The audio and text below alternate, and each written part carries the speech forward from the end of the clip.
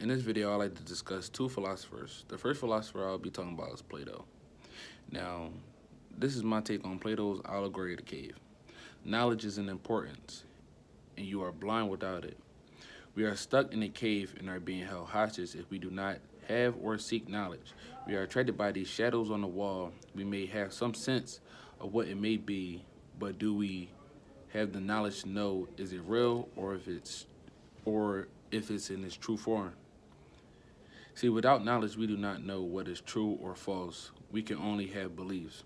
He states those without knowledge are stuck in a false reality, watching mirror shadows on the wall.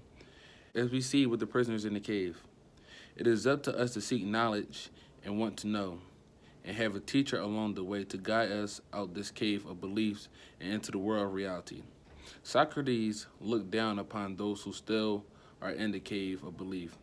Now, seeing where he stands, and as he had the knowledge of knowing what is true and false, yes, there are ones who find seeking knowledge to be funny, to be cruel, to be bad, and those are the ones that are blind, and those are the ones that stay in that cave. And that's really, when you think about it, that cave is ignorance. When you don't want to know what somebody has to say or their belief, you don't want to know if they're right or not, you are ignorant, and you banish those or you shame those who want to know more or who want to seek more. Once we are taught or see for ourselves what is real or fake or true or false, we are now open. We see the shadows, then we see the reflection in the water, the picture of what is formed on the water, then we see the object itself, and last we see the sun. And the sun is which provides the light that is needed to experience the stage of truth. Now, going on to Plato's allegory of the cave, there are three major details that he brings up or that he talks about, and one is ontology. The definition on ontology is we have these forms. We have forms that is perfection, the concepts that are the qualities. We are getting close to what we see and believe, and a horse can be represented as a shadow on the wall also. But under that, we have the objects and simple shadows and images. Epistemology. We have that knowledge now to know that what is a horse or what makes a horse true or the horses in true form.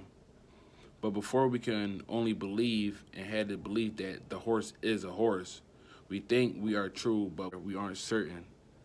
Now, exology, we have the pureness of which is superior. We know what is true, and we now have the knowledge on why it is true.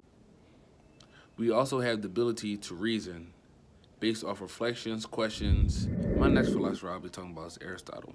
Now, with Aristotle, he believes that the highest mastery is political science. Because according to Aristotle, political science is the highest, most truest science.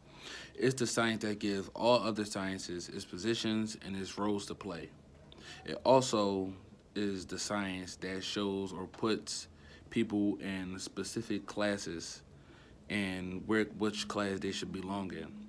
Since politics set the rules for other sciences, it sets forth the laws to what we aren't allowed to do or are restricted from. It is the science for all. It sets rules for all and allows cities to be heard. This isn't a science for just one person. Also, he goes in to talk about what is good. From good, you can have bad consequences. There are those who have been ruined by wealth and others by courage. This can be an analogy to too much isn't good for you. Courage can lead you into danger that you might not be able to get out of. If you have the education on something that doesn't mean anything, he talks about experience being the real knowledge, because you can know so much about something, but know so little about it also. You may know 2 + 2 is 4, but have you gone through that experience of actually knowing why or how did we get to that conclusion? There are people who may know it all, but the wiser tells them that they have not experienced it yet. You may know it, but you haven't experienced it. The one who know is arrogant to what the one who knows is arrogant to the one who has experience.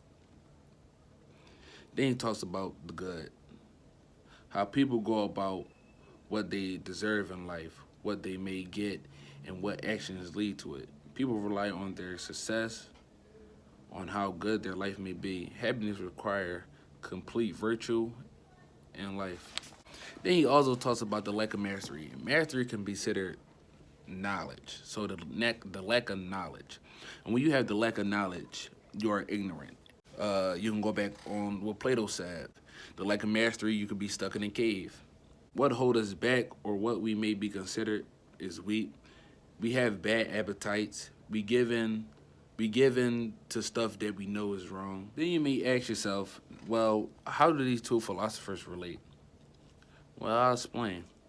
Both Plato and Aristotle based their theories on four widely accepted beliefs. Knowledge must be of what is real, the world experience, the senses, and what is real. Knowledge must be of what is fixed and unchanging. The world experience, the senses, is not fixed and unchanging. Both are trying to reach a skeptic point, as both believe knowledge is possible. Plato chose to reject the claim that the world experienced through the senses is what is real, while Aristotle rejected the claim that knowledge must be of what is fixed and unchanging. This brought problems to overcome by both philosophers.